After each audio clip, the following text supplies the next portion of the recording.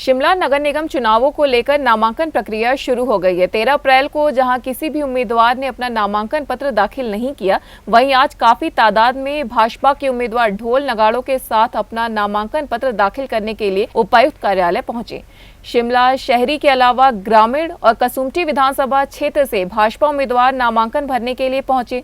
सोमवार को कई उम्मीदवार नामांकन भरने पहुंचे और जीत का दावा किया। उम्मीदवारों के साथ पूर्व शहरी विकास मंत्री सुरेश भारद्वाज, भोपाल के विधायक बिट्टू वर्मा, करसोग के विधायक दीपराज भी मौजूद थे।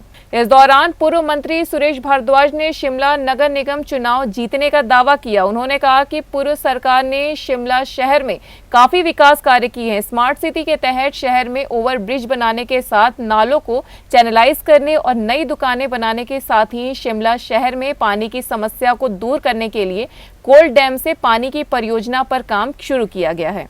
वहीं उन्होंने कांग्रेस पर भी निशाना साधते हुए कहा कि कांग्रेस ने विधानसभा चुनावों में महिलाओं को 1500 देने का वादा किया था, लेकिन महिलाओं को 1500 रुपए नहीं मिल रहे हैं और अब इन चुनावों में महिलाएं ही कांग्रेस से सवाल करेंगी कि यह 1500 रुपए क्यों नहीं दिए गए। उन्होंने कांग्रेस पर शिमला शहर में फर्जी बोर्ड बनाने के भी आरोप लगाए। भारतीय जनता पार्टी जो है वो नगर निगम बनाएगी, महापौर उप महापौर जो है वो भारतीय जनता पार्टी का बनेगा। इन मुद्दों को लेकर जनता की काम किया है, काम करेंगे, झूठे वादे नहीं करेंगे, ये दिखाया है। शिमला शहर में इससे पहले जो है JNNURM में आया था, जो यूपीए सरकार का फ्लैगशिप जो है प्रोग्राम था, उसमें हिमाचल प्रदेश की राजधानी शिमला के लिए 63 नगरों में से एक था, लेकिन एक पैसे का काम उस प्रोजेक्ट के अंतर्गत जो है वो शिमला में उस समय की कांग्रेस की कॉरपोरेशन और सरकार नहीं कर पाई थी। Kaul Singh ji urban development minister होते थे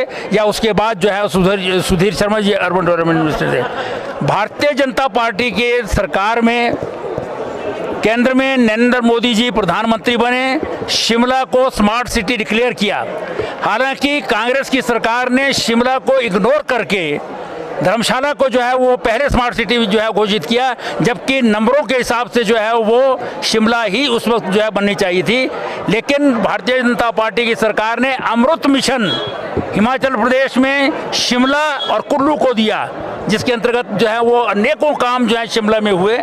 आज भी आप देख रहे हैं ओवर ब्रिजेज इत्यादि जितने नाले हैं सारे चैनलाइज हुए हैं। उसके बाद स्मार्ट सिटी के अंतर्गत केंद्र से पूरा पैसा जो है 500 करोड़ यहाँ के लिए मिलेगा। वोट इकट्ठे करके यहाँ वोट बना दिए थोक में, और इन्होंने जो है वो साथ ही साथ जो कानून बदला और आपने जो है वो रोस्टर जो है वो उसका सिस्टम बदल दिया। ये तो संविधान की अवहेलना है। आप महिलाएं जो जनरल से लड़ेंगी उनके लिए लोएस्ट परसेंटेज ऑफ वुमेन देखी जाएगी, और जो SC वर्ग से लड़ेंगी उनके लिए हाईएस्ट होगा। ऐसा कभी एक कैटेगरी के लिए रिजर्वेशन होता है, 2 सेट नहीं होते हैं। तो सारा जो है वो इलीगल काम इसलिए करें कि किसी तरह से हम इस चुनाव को जीत जाएं, क्योंकि ताज़ी सरकार बनी है तो उसमें जो है वो जीतना ज़रूरी है। अब चाहे मुख्यमंत्री जी हैं, उप मुख्यमंत्री जी हैं, एक हमारे CPS हैं सुंदर ठाकुर जी, ऐसे ही अलका लांबा जी यहाँ पर जो है वो 3-4 महीने घूमती रही और जोर जोर से घोषणा करती थी हम 1500 महिला को देंगे, 1500 महिला को देंगे। ये सारी हमने तो महिलाएं जो है खड़ी की हैं इस बार चुनाव में।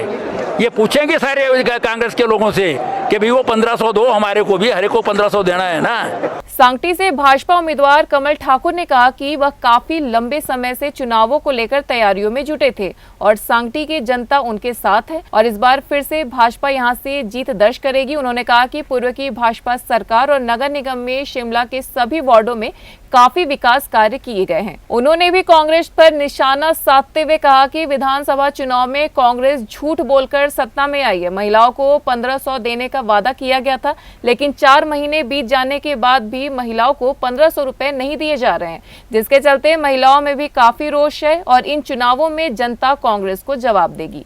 देखिए, मैं भारतीय जनता पार्टी से वार्ड नंबर 24 सांगटी से लड़ रहा हूँ और हमारी तैयारी आज से नहीं है। हम काफ़ी समय से उस क्षेत्र में संघर्ष कर रहे हैं। आज जहाँ तक बात है कि सरकार कांग्रेस पार्टी की है, लेकिन जिस तरह झूठ बोल करके सत्ता में आई, तो जब हम लोगों से मिल रहे हैं तो उनका एकमात्र कहना है कि ऐसी झूठी सरकार हमने आज से पहले कभी भविष्य में नहीं देखी। चाहे बात महिलाओं को 1500 देने की बात हो, तो सबसे ज़्यादा रिजाइनमेंट है वो महिलाओं के अंदर आ रहा है। महिलाएं कह रही हैं कि हमसे 1500 का वादा किया, दिया कुछ नहीं।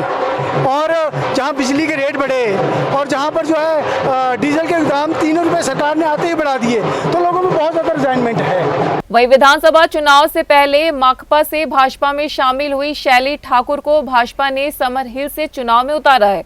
भाजपा उम्मीदवार शैली ठाकुर का कहना है कि वे पहले भी इस वार्ड में पार्षद रही हैं और 5 सालों में उन्होंने काफी विकास कार्य किए हैं और इस बार फिर से वे चुनाव लड़ने जा रही हैं और उम्मीद है कि समर हिल की जनता उन पर फिर से विश्वास जताएगी और वह फिर से जीतकर नगर निगम में पहुंचेंगी। News desk N1 live. देखिए, मैं दूसरी बार अपना चुनाव लड़ने जा रही हूँ। इससे पहले भी मैं समर हिल की पार्षद रह चुकी हूँ और अब बहुत सारे काम हमने समर हिल में किए हैं और जो काम कुछ रह गए हैं उनको हम पूरा करने की कोशिश करेंगे और कुछ नए प्रोजेक्ट्स जो है समर हिल के लिए लाएंगे और उनको पूरा करेंगे। भाजपा से पहली बार लड़ रहे हैं। समर हिल की जनता तो वही है जिन्होंने मुझे पहले भी जिता के भेजा था और अब दूसरी बार मैं उनके पास जाऊंगी और पहले भी मैंने उन सब की जो ज़रूरतें थी या उनकी डिमांड्स थी उनको पूरा करने की कोशिश की है। वोटर्स वही हैं, सिर्फ पार्टी बदली है। काम मैंने इस पार्टी में रह के भी वही करने हैं, पहले भी वही किए थे और मेरा लक्ष्य सिर्फ मूलभूत सुविधाएं जो समर हिल में चाहिए उनको पूरा करने की मैं कोशिश करूँगी।